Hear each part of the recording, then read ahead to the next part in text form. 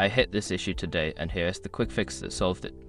If you're looking to update your profile details on OKX, follow these simple steps. Step 1. Log into your account. Open the OKX app or website and enter your login credentials. Make sure you have access to the email or phone number linked to your account for verification.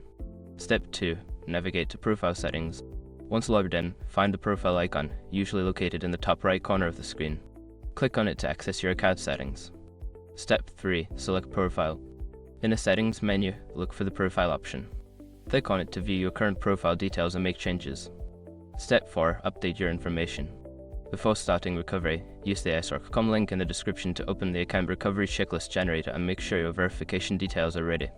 Quick catcher: if you change your email, you may need to verify it again through a confirmation link sent to your inbox. Step 5. Save changes. After making your updates, look for the Save button at the bottom of the page and click it to apply your changes. You should see a confirmation message shortly after. Updating your profile on OKX is quick and straightforward. If you run into any issues, don't hesitate to reach out to their support team. Happy trading!